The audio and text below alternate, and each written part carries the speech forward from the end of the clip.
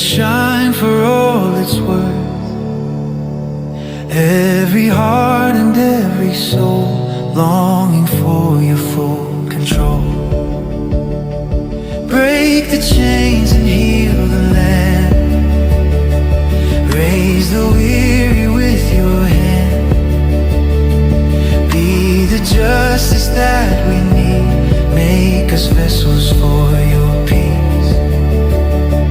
Let the church rise up in love, like the fire sent from above.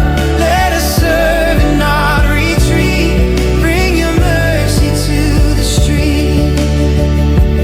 Every tribe and every tongue will declare what you've begun. Bukan Paskah. Bukan Paskah. Ya. Berapa kali orang selamat Paskah, belum Paskah. Paskah itu hari Minggu. Bahkan dari Perjanjian Lama ditulis adalah minggu pertama di musim semi. Dan di Perjanjian Baru Paskah merayakan kebangkitan Tuhan Yesus. Hari ini Tuhan Yesus mati. Kita buka slide kita, saudaraku Henry, untuk tolong buka. Hari ini tema khotbah saya sempurna. Wah, udah kayak lagu ya, sempurna. Dan kita akan belajar, tolong slide kedua. 7 perkataan Tuhan Yesus di atas kayu salib. Kenapa? Dari Yesus sepanjang Via Dolorosa, Yesus tidak berkata apapun. Tidak ada satu kata keluar dari mulut Yesus. Tapi waktu salib itu dinaikkan, ada 7 perkataan Tuhan Yesus di atas kayu salib. Dan itu yang mau kita belajar hari ini. Sebelumnya ada satu hal yang saya mau tanya sama saudara. Semua rata-rata Kristen dari kecil, amin? Siapa yang Kristen dari kecil? Oke, puji Tuhan. Ini pesannya dari gembala saudara. Kita lihat slide selanjutnya. Kita baca bersama-sama Matius 12 ayat 40. 3, 2, 1. Sebab 3 hari 3 malam, demikian juga 3 hari 3 malam. Oke. Yesus mati hari apa? Yesus mati hari? Jawab dong. Yang saudara tahu, Yesus mati hari? Oke, yang saudara? Oke. Yesus bangkit hari? Berapa malam? Jumat malam. Minggu malam, minggu pagi ya Paskah. Alkitab salah. Siapa yang bilang Alkitab salah?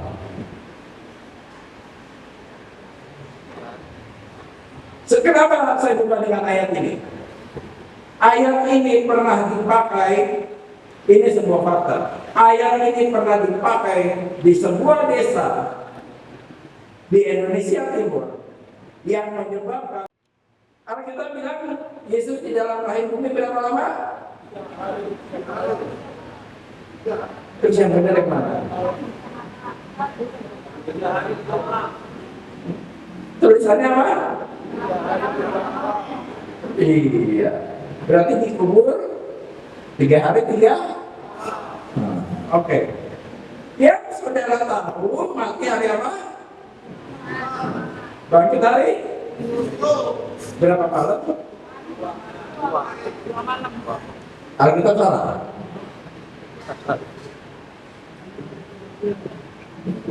Dengan gampangnya kan? Orang Kristen dia memahami kan? Dengan gampangnya kan dibilang Alkitab itu firman Tuhan itu nggak benar. Terus apa Pak jawabannya? Simple. Tidak ada satu ayat pun di Alkitab yang menulis Yesus mati hari Jumat.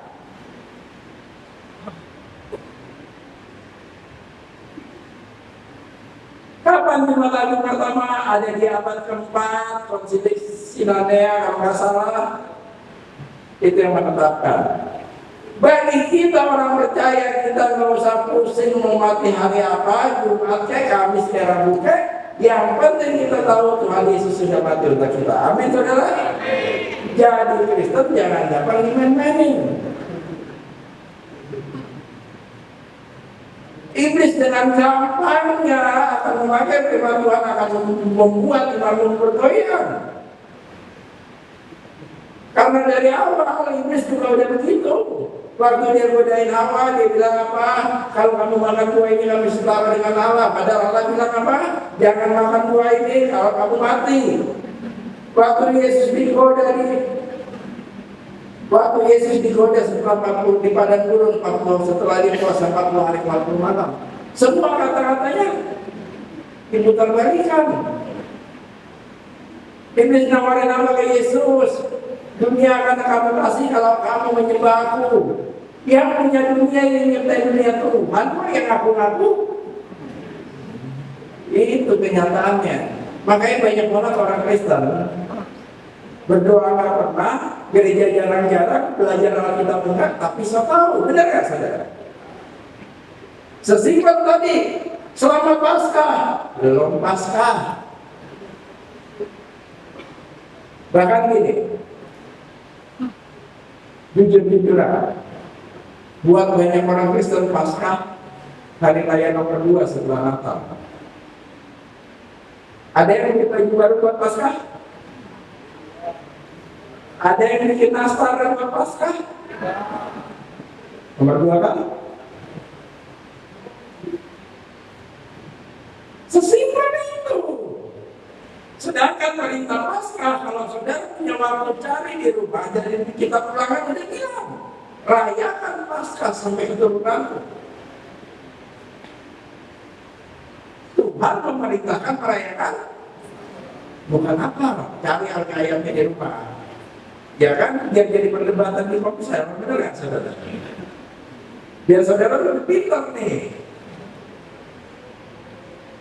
Oke, kita belajar 7 kalimat Tuhan Yesus di atas kayu salib. Kita lihat slide selanjutnya. Kalimat pertama, Tuhan Yesus disalib jam 9 pagi sampai jam 3 malam. Sampai jam 3 sore. Salib itu naik di jam 9, saudara. Yang mana tahu ya? Nih biar saya kasih tahu nih. Jam 9 salib itu naik. Ayatnya ada di mana? Ada di Markus. Ayatnya di mana? Cari sendiri.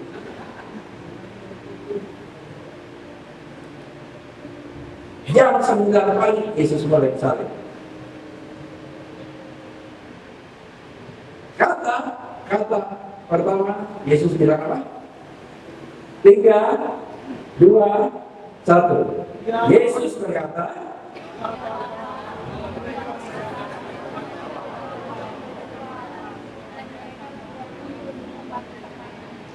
untuk membagi pakaian. Yesus ngomong ini buat siapa?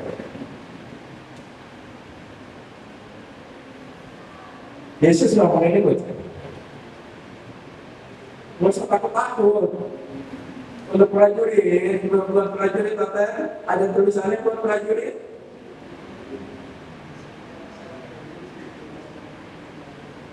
Dia ngomong ini untuk seluruh umat manusia. Kadang-kadang orang berkata bilang gini, Yesus menebus dosa kita. Titiknya kapan? Ini yang kita belajar, ini titiknya. Yesus berkata kepada bukan hanya prajurit. Yesus berkata bukan hanya kepada orang-orang yang ada di situ. Tapi dia berkata bahkan kepada saudara dan saya, ya Bang, ampunilah Marlo karena Marlo tidak tahu apa yang Marlo berbuat. Ya Bang, ampunilah Nordi karena Nordi tidak tahu apa yang Nordi berbuat. Ini adalah titik penebusan dosa. Karena kadang kalau ditanya, Yesus menebus kita di atas kayu salib, amin. Kapan? Kapan ya?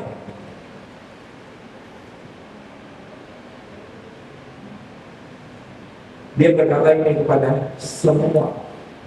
Ya Bapak, ampunilah mereka, sebab mereka tidak tahu apa yang mereka berbuat. Ngerti ya? Kalau nggak ngerti, langsung aja di komsel. Oke? Terus tanya sama kita tanya. Soalnya waktu saya khotbah cuma 40 menit, yang dibahas 7 nih. Dan saudara udah tahu, saya khotbah nggak bakal lebih dari 40 menit. Kenapa? Daya tangkap saudara maksimal cuma 30 menit. Kalau saudara pinter dikit bisa 40 menit. Kalau saudara agak-agak rendah, bahasanya gitu, mungkin 20 menit. Kalau saudara akan bertanya, nggak percaya, tanya sama Bu Dokter. Benar begitu Bu Dokter? Manusia punya daya tangkap. Jadi kalau ada pendeta khotbah 2 jam, biasa dan muat denger itu omongannya sendiri. Jemaatnya juga nggak masuk. Kata kalimat kedua.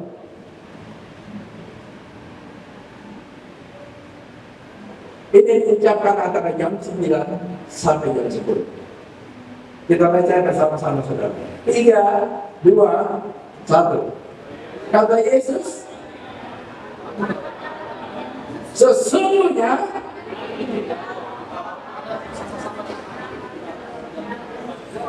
Firdaus, dia ngomong kepada siapa? Oke, dibaptis nggak dia? Ikut ibadah nggak dia? Datang ke GBI Kerajaan Allah nggak dia?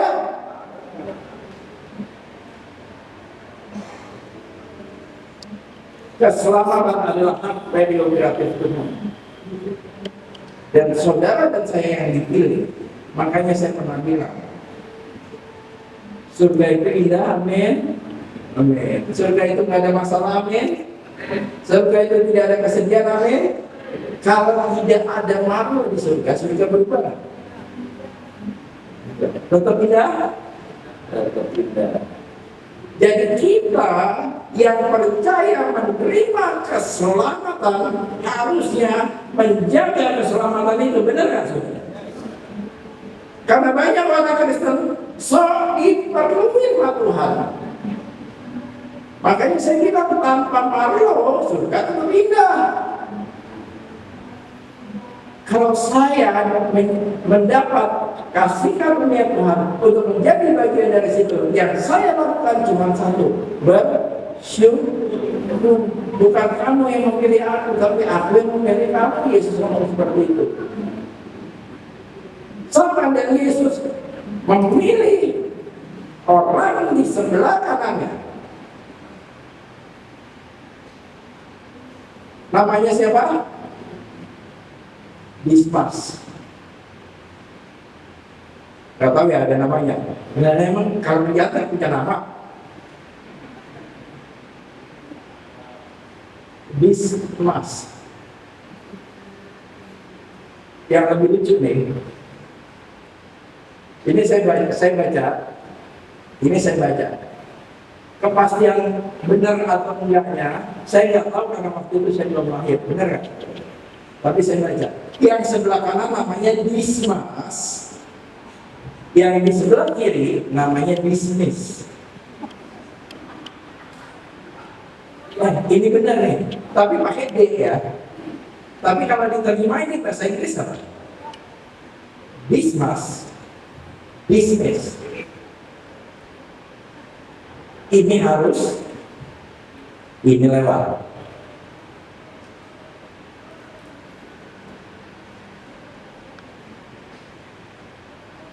Luar biasa ya.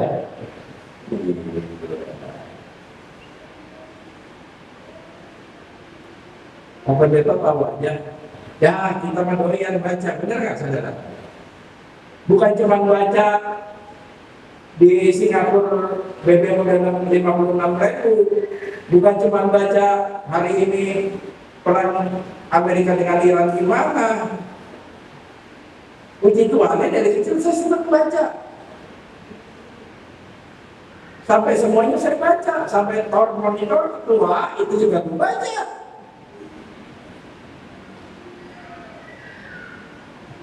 Oke, kalimat ketiga, dari ketiga nih, panas ya, luar biasa.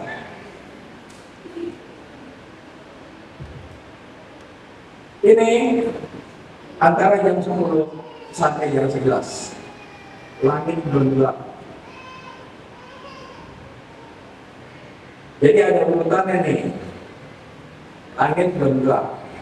Kita baca bersama-sama. Yohanes 19 ayat 26 dan 27. 3, 2, 1. Ketika berkatalah ia kepada ibu, kemudian katanya kepada murid-muridnya, dan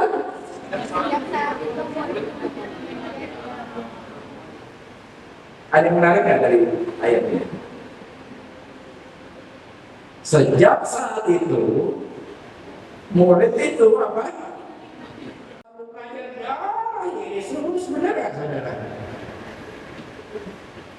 Tapi antar saudara bisa memaafkan, antar saudara bisa menerima, antar saudara saling membenci,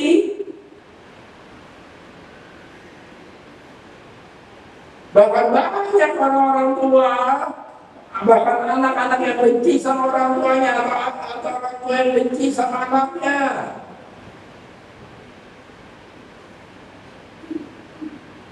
Suami membenci istrinya, istri membenci, di mana kasih mula-mula nggak ada lagi di antara mereka. Bahkan banyak orang Kristen membenci sesamanya cuma karena perbedaan teologi. Kalau saya sih nggak pusing saudara. Roh Kudus kita demikian kaya, demikian luar biasa sampai dia akan memberikan perwahyuannya kepada masing-masing. Bahkan dia kadang menyedihkan nih. Ada gereja-gereja yang beranggapan cuma gerejanya yang masuk surga. Benar kan? Gereja lain yang masuk surga udah merasa paling benar. Mama apa? Kenapa saya bisa bilang seperti itu? Saya pernah di tempat itu.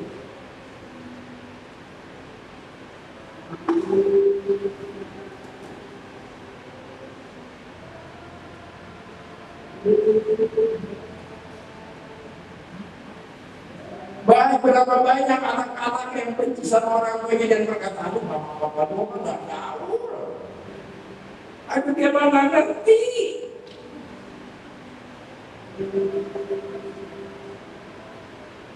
Hari ini saya mau bilang sama semua anak-anak, kalau engkau punya pikiran seperti itu, tanpa mama papamu, kau nggak akan pernah ada. Amin, saudara.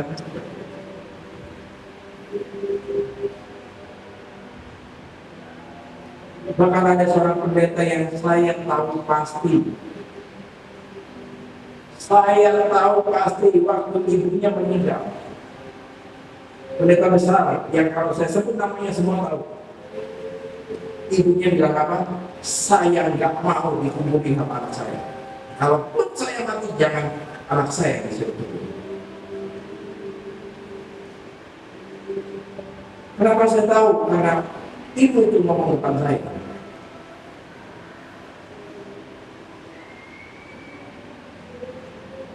Kadang-kadang saudara tidak memahami bagaimana kasih Yesus. Saya pernah bilang ke saudara, bahkan hari Minggu kemarin saya bilang ke saudara,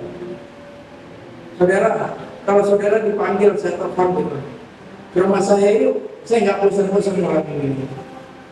Saya bilang ke rumah saya yuk, dan saudara pasti akan tanya, mau ngapain? Ke rumah lu ada acara apa? Dan saya bilang, lu ke rumah gua dong. Mau ngapain? Lu mau budain? Lu ke rumah gua dong, ngapain? Lu mau gua cambuk? Lu ke rumah gua dong, ngapain? Lu mau gua pukul? Lu mau gua salib? Dapat nggak saudara? Nggak bakal datang. Yesus datang nggak? Dia tahu nggak akan dicambuk, dia tahu nggak akan disalib, dia tahu nggak akan dipukul. Makanya waktu sebelum dia ditangkap dia bisa berdoa, ya Bapa, kalau boleh biarlah cawan ini berlalu daripadaku. Dia tahu penderitaan apa yang akan dihadapi, tapi dia juga berkata, biarlah kehendakmu yang terjadi, bukan kehendakku. Dia berdoa sampai seluruh pembuluh darahnya pecah. Alkitab menulis dia keringatnya seperti darah. Ada sebuah titik yang dialami banyak tentara-tentara waktu perang. Kalau mereka sangat ketakutan, pembuluh darahnya itu pecah.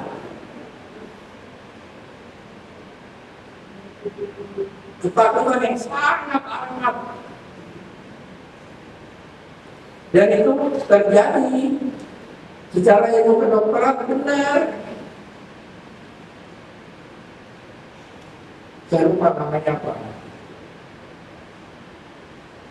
Thyroidosis apa, saya lupa namanya. Kalau tanya dokter lagi ya. Jadi kalau mau nanya-nanya itu kan, mumpung ada dokter, tanya sama dokter. Kita kan pendeta, kalau lupa mah wajar, benar nggak saudara?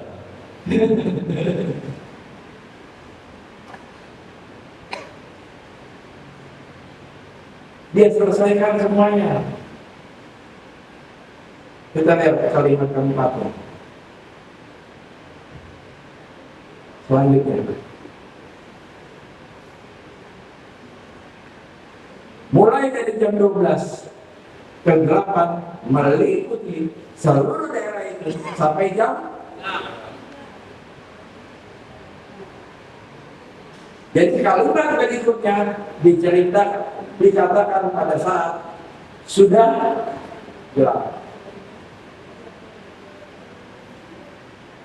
Kita lihat slide selanjutnya.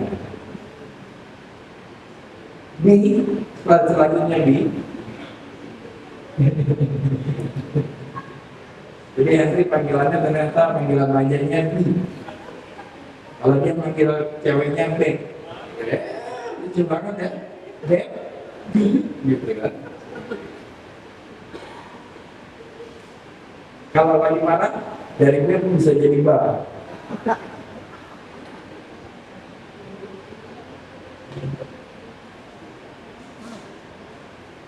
Kita baca bersama-sama. Kira-kira jam 3, apa saudara? Dengan suara nyaring. Artinya,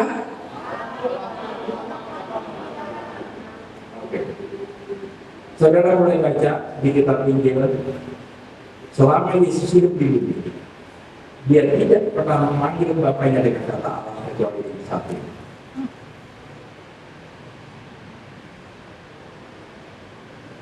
Dia selalu bilang Bapakku, Bapakku, Bapakku, Bapakku. Tapi di titik ini dia berkata apa? Allahku, Allahku. Apa yang sedang dilakukan?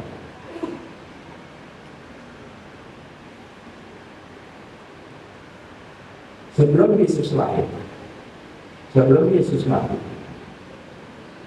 orang percaya bisa nggak panggil Bapak kepada Tuhan? Pernah nggak Musa, Daud memanggil Bapak gitu? Pernah nggak? Ya. Oh ya, terima kasih. Dia ngeliatin katanya keringetan. Ini pakai sampai mana tadi? Jadi lupa. Oh ya, Allahku. Apa yang dilakukan? Ini adalah titik saudara dan saya. bisa memanggil Allah dengan kata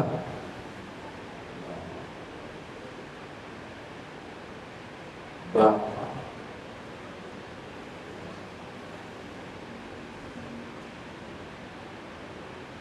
Mengapa engkau mengerjakan dan apa yang ditunggu Tuhan Yesus dari kita? Rasa ditinggalkan, ditinggalin gak enak, benar gak? Kesepian gak enak kan? Dan hari ini Tuhan mau bilang kepada semua yang hari ini mungkin merasa kau sendiri dengan semua masalahmu. Mungkin hari ini kau merasa sendiri karena entah di mana suamimu, entah di mana istrimu, entah di mana anakmu, entah di mana orang tuamu, entah di mana pasanganmu, entah di mana temanmu. Hari ini Tuhan mau bilang, engkau tidak pernah sendiri lagi, karena Yesus selalu ada buat saudara.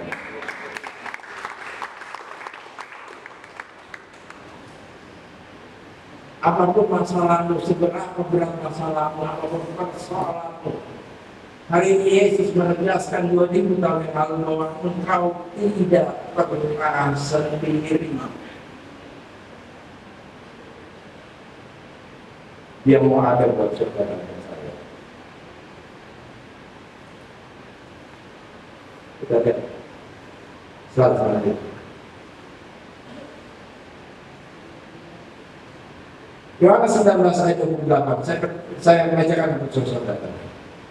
Sesudah itu, karena Yesus tahu bahwa segala sesuatu telah selesai, berkatalah Ia, supaya genaplah apa yang tertulis dalam kitab suci. Aku? Berarti dia bilang aku harus untuk apa? Menggenapi yang ada di dalam kitab suci. Itu yang kita tulis, benar kan? Kalau dia harus secara manusia diceritakan malam, pagi-pagi dia udah dibawa ke depan Pontius Pilatus, pagi-pagi dia udah menghadapi cercaan orang. Kalau mau aus, nggak usah nunggu jam 3. Dari pagi udah aus dong. Kenapa dia berkata haus? Dalam Yohanes 7:30 tertulis. Dan pada hari terakhir, yaitu pada puncak perayaan itu, Yesus berdiri dan berseru, barang siapa haus, marilah ia datang kepadaku dan minum. Barang siapa percaya kepadaku seperti yang dikatakan oleh kitab suci, kenapa yang tertulis dalam kitab suci, dari dalam hatinya akan mengalir aliran air hidup. Dan hari ini juga saya tegaskan saudara. Kalau hari ini apa yang menjadi kehausanmu? Engkau haus untuk diberkati. Engkau haus kasih sayang. Engkau haus pengertian. Engkau haus apa yang harus engkau cari. Makanya saya pernah bilang kalau jodoh gampang dan kalau dipukul, dicambuk, Yesus mati dengan cara seperti itu aja dia mau. Masakan dia nggak mau menyembuhkan sakit penyakitmu, pasti mau. Masakan dia nggak mau menyelesaikan masalahmu, pasti mau. Masakan dia nggak mau. Tapi saya tahu Yesus mati di atas kayu salib untuk saudara dan saya. Amin saudara. Nggak ada untungnya buat Yesus, nggak ada untungnya buat Yesus. Tanpa kita semua sudah tetap kita.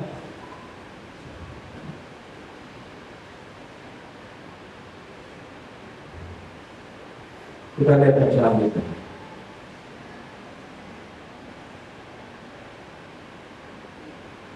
Setelah dia bilang haus, para prajurit memberi dia anggur asam. Dan sesudah Yesus minum anggur asam itu, berkatalah ia, apa saudara? Sudah selesai. Lalu ia menundukkan kepalanya dan menyerahkan dirinya. Dan hari ini juga saya mau bilang sama saudara, Kalau saudara percaya kepada Yesus, kalau saudara memahami kasih Yesus dalam hidupmu, kalau saudara benar-benar melihat Yesus dalam hidupmu, apapun sakit penyakitmu, apapun persoalanmu, apapun kebutuhanmu, hari ini dalam nama Tuhan Yesus saya bisa bilang sama saudara, it's finished. Sudah selesai. Amin. Engkau pulang sembuh, engkau pulang membawa berkat, engkau pulang persoalanmu selesai. It's finished.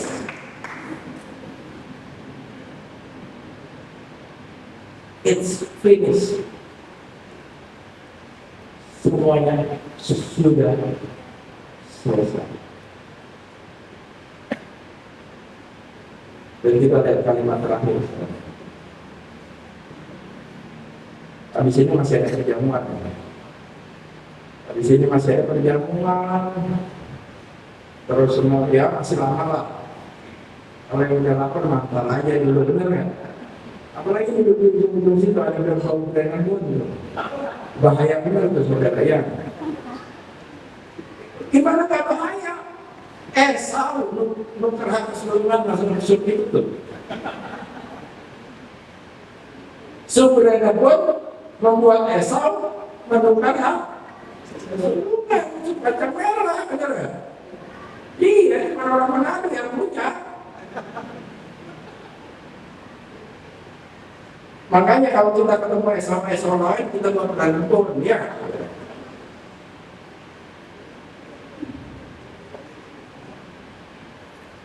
Kita lihat kalimat terakhir, saudara. Ya Bapa, ke dalam tanganmu kuserahkan nyawaku, ada di dalam Lukas 23 ayat 46. Kalau Yesus berseru dengan suara nyaring, ya Bapa, ke dalam tanganmu kuserahkan nyawaku. Dan sesudah berkata demikian, dia menyerahkan nyawa. Setelah dia berkata semua sudah selesai, baru dia serahkan. Ada satu fakta penyalipan. Biasanya orang yang salib itu mati kalau kakinya dipatahin. Tahu nggak? Posisi salib ini membuat orang susah bernafas. Dan pada saat dia untuk membantu dia bernafas, dia akan dengan kesakitan dia akan berusaha menggigit supaya dadanya terbuka dan di situ bisa ngambil nafas. Yesus tidak perlu dipatahin kakinya karena dia mati sebelum kakinya dipatahkan. Supaya kenapa apa yang tertulis di Yesaya bahwa tidak akan dipatahkan kakinya. Sedangkan dua yang kiri kanan itu dipatahkan kakinya. Kenapa? Pada saat kakinya dipatahin, dia nggak bisa mengangkat lagi supaya tak bisa bernafas. Karena pada saat saudara menggigit, kalau nggak salah, saluran eustachius dia itu akan terbuka dan saudara bisa narik nafas. Tapi Yesus sudah menyerahkan nyawanya sebelum kakinya dipatahkan. Kadang-kadang kita pusing, kita berkata, kenapa sih Yesus tangannya mesti dipaku? Kalau saya balik sama saudara, berapa banyak tanganmu yang pernah kau pakai untuk berbuat dosa? Tapi hari ini Tuhan dengan paku di tangannya, dia menebus semua kesalahan yang diperbuat tangannya. Supaya tanganmu apapun yang kau pegang berhasil, saudara. Supaya tanganmu menumpahkan tanganmu semua sakit dan lelah sakit disembuhkan. Tanganmu menjadi tangan yang penuh kuasa. Kenapa sih kakinya mesti dipaku? Berapa banyak dalam hidupmu kakimu membawa ke tempat-tempat yang tidak pada tempatnya. Tapi dengan kakinya dipaku di atas kayu salib. Hari ini Tuhan bilang, Kemanapun kau melangkah, tempat yang kau injak menjadi tempat yang diberkati sekalipun tempat itu ditutup. Amin, saudara. Bahkan kenapa Yesus harus pakai mahkota dulu? Apa rasanya? Sakit? Pusing? Hari ini saya mau bilang, kalau kau datang ke tempat ini dengan pusing, dengan sakit, dengan stres, hari ini stres pun ditembus Tuhan Yesus di atas salib. Amin, saudara. Dan waktu Yesus selesai menyerahkan nyawanya, kita lihat selain terakhir. Lalu berserulah Yesus dengan suara nyaring dan menyerahkan nyawanya. Ketika itu tabir bait suci terbelah dua dari kenapa atas ke bawah? Bukan bawah ke atas. Wow, ini pernyataan yang gila, ini semua dipikirin benar kan? Ya, hari ini saya mau bilang, saudara, kenapa dari atas ke bawah? Menunjukkan bahwa tabir itu terbelah bukan kehendak manusia, tapi kehendak Allah Bapa di surga. Amin, saudara. Dia yang membuka dirinya sehingga saudara bisa datang kapanpun ke Bapa, sehingga engkau bisa datang kapanpun. Di zaman dulu orang tidak bisa datang menghadap Tuhan dengan segampang itu. Saudara nggak bisa naik ke mimbar Tuhan dengan segampang itu. Makanya untuk orang-orang yang pelayanan dan berdiri di mimbar Tuhan, hargailah. Zaman dulu saudara nggak bisa. Kalau engkau nggak kudus, mati kamu. Karena hari itu pelayanan, apalagi pelayanan mimbar. Siapin hatimu. Karena itu saya bilang nggak ada yang lebih penting di mimbar ini. Saya tidak lebih penting dari WR, saya tidak lebih penting dari pemusik, bahkan saya nggak lebih penting dari orang yang angkat mimbar. Kita punya tugas masing-masing. Dan upah kita sama, hanya 1 dinar. Tapi apapun yang Tuhan percayakan kepadamu, persiapkan dirimu, karena ini untuk membuat saudara bisa berdiri di mimbar Tuhan. Tuhan Yesus harus mati seperti itu. Amin, saudara. Hargai dia, hargai Tuhanmu, hargai Tuhanmu, hargai kalau kau dipilih bukan di lotre. Kalau Iwan Fals ngomong itu tentang anggota DPR, benar nggak saudara? Kalau hari ini saya ngomong sama saudara, engkau dipilih karena Tuhan mengasihi engkau. Engkau dipilih only for one reason. He really love you. Amen. Dan biarlah kasih itu ada dia hari saudara. Biarlah ini bukan menjadi Paskah biasa, biarlah ini bukan menjadi Jumat Agung biasa. Tapi hari ini saudara bisa ingat bahwa Tuhan membuat perubahan dalam hidupmu. Bahwa Tuhan membuat menjauhkan kau pribadi lepas pribadi. Kau bisa datang ke Tuhan. Kalau mati saja dia mau. Dia mau kasih aja aja buat semuanya. Kalau hari ini mungkin kau nggak tahu keluargamu ada di mana. Engkau pegang janji Tuhan buat satu orang bertobat, satu keluarga diselamatkan. Amin, saudara. Kalau hari ini mungkin kau nggak tahu istrimu di mana, kau nggak tahu suamimu di mana, kau nggak tahu anak-anakmu di mana. Tapi hari ini Tuhan mau bilang bahwa Tuhan bisa menyelamatkan itu semua. Hari ini Tuhan juga mau bilang sama saudara, apapun keinginanmu, bahkan untuk anak-anak muda di sini, lu usah takut sama jodohmu, benar gak saudara? Engkau diciptakan berpasang-pasangan. Itu yang kita katakan. Karena anak muda kalau ditanya masalahmu apa?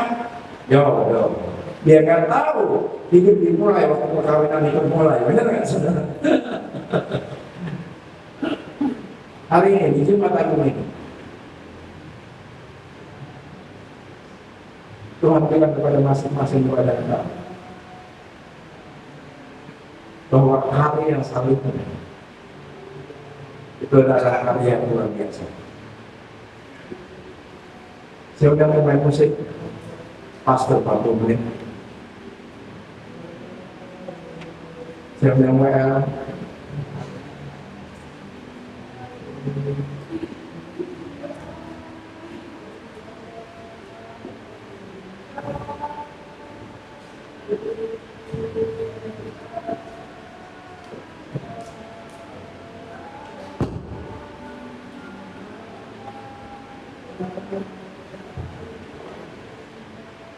Sebagai penutup khotbah saya bilang saudara bangkit berdiri.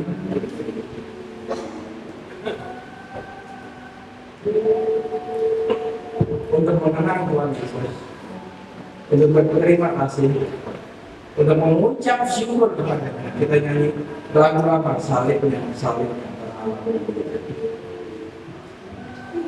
Saudara nyanyikan itu bukan untuk saya, jangan nyanyikan itu untuk siapapun. Tapi nyanyikan itu untuk satu orang pribadi yang mau menyerahkan semuanya.